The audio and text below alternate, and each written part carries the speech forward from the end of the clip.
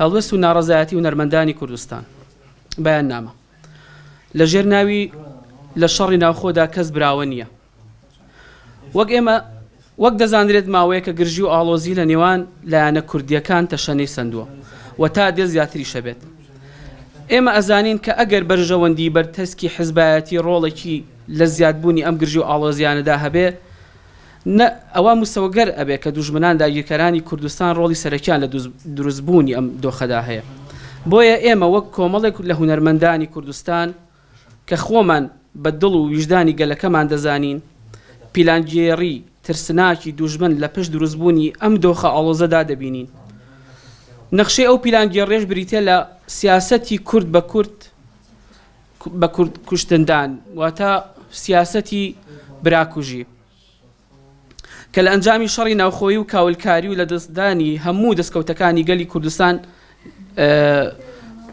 کاریگەرێکی زۆری ئەبێ بۆ ئەو بابەتە.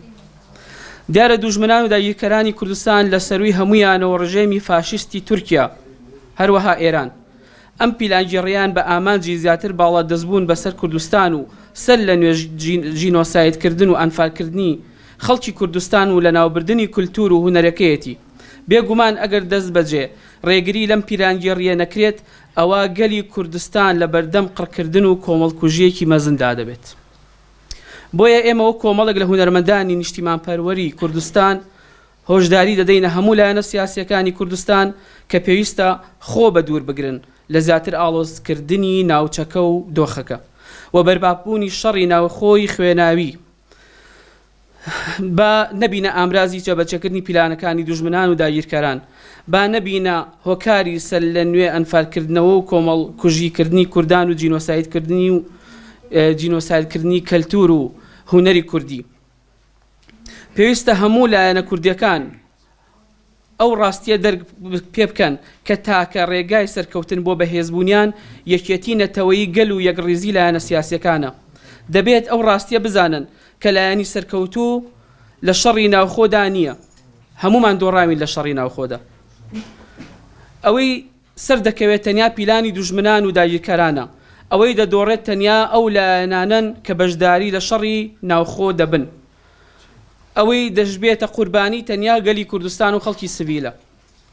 بۆیە ئێمە وەک ئەو هونەرمەندانی کە لە خوارەوە ناومان هاتووە، ئێمە کۆمەڵێ هونەرمەندانی زۆر بووین لە هەر سێ چوار پارێزگاکەی کوردستان، بەڵێ 125 هونەرمەند بووین کە واژۆمان کردووە و ئیدانی ئەم داگیرکاری و ئەم لەشکرکێشی سوپای تورکیاکەین بۆ ناو کوردستان. دووبارە هۆشداریتان پێ دەدەین کە تا زووە ئەم دۆخە ئاڵۆزە مەترسیدارە هێور بکەنەوە بە لۆژیک و عەقڵ بە ڕۆحێکی نیشتیمانپەروەری و هەڵسوکەوت بکەن و ڕێز لە خوێنی سەدان هەزار شەهیدی کوردستان بگرن و بەرژەوەندی باڵای گەلی کوردستان لە بەرچاو بگرن و خۆ بە دوور بگرن لە هەر جۆرە شەڕ و پێکدادانێکی خوێناوی لە نێوان لایەنەکان، ئیدی بەرەو دیالۆگی نیشتیمانی و یەکڕیزی نەتەوەیی هەنگاو بنین. هەروەها داوا لە تەواوی گەلەکەشمان دەکەین کە بە هەستیاریەوە لە بارودۆخەکە بڕوان و ڕۆڵی خۆیان لە شکست پێهێنانی پلانی دوژمناندا ببین و بە هەموو جۆرێک دژی بەرپاپوونی شەڕی کاولکاری ناوخۆیی بۆ ڕابوەستن. مسۆگەر سەرکەوتن و ئازادی لە یەکگرتن و استراتیژی هاوبەشی نیشتیمانیدایە. کاتی ئێستا لە ناوچەکەی ئێمە بەگشتیوە لە کوردستانیشا بە تایبەتی کاتی ئەوە نییە کە حیزبەکانی کوردستان پێک هەڵبژێن و ناخۆشی هەبێ، کاتی ئەوەیە کە تەبایی هەبێ، برایەتی هەبێ، خوێن نەڕژێەوە هەموو کێشەکانی کە لە ناو گەل ئێمەدایە بە برایانە و بە دۆستانە چارەسەر بکرێ. قەرارەوە و هەموو حیزبەکانی کوردستان ڕایانگەاندووە لە بەرنامەکانی خۆیاندا کە خەریکی چاکسازی و بنیادنانی دەوڵەتی مۆدێرن و پێشخستنی گەل بن. بەداخەوە دۆخەکە لەم فترەی پێشوە بەهۆی هاتنی کۆرۆناوە پەتای کۆرۆناوە ناخۆش بووە، هەمومان ئێستاش کە ئەبینن خۆمانە پارێزین، بەڵام ناچار بووین کە مل بدەین بە خواستی هونەرمەندان لەم شوێنەدا کە ئەوان کۆبوونەوە ئەمڕۆ بۆی کە ڕێی خۆیان بڵێن بۆ ئەوەی کە بە میلەت و بە حیزبەکانی کوردستان بڵێن کاتی ناخۆشی نییە، کاتی تەباییە، کاتی ئەوە نییە کە کێشەکانی لە نێوانیاندایە بە ناخۆشی حەل ببێ یاخود لە میدیاکانی خۆیانەوە بەرامبەر بە یەکتری قسە بکەن. بۆیە ئێمە وەکو خۆمان وەکو شخصی خۆمان پێمان باش بکە لەگەڵیان کۆبینەوە و جۆ لە داواکارەکانی ئەوان بگرین و بزانین چیان پێویستە تیان ئەوێت. و پێشم وایە داواکارەکانی ئەوان زۆر نییە، داواکاری ئەوان ئەوەیە کە برایەتی هەبێ. مێژووی ئێمە پڕە لە براکوژی، پڕە لە ناخۆشی، پڕە لەوەی کە براکان پەلاماری یەکتریان داوە دەستەکان یەکتریان بڕیوەتەوە ئێستا کاتی ئەوەیە لە سەدەی 21ەمە ئەمە کۆتایی پێبێت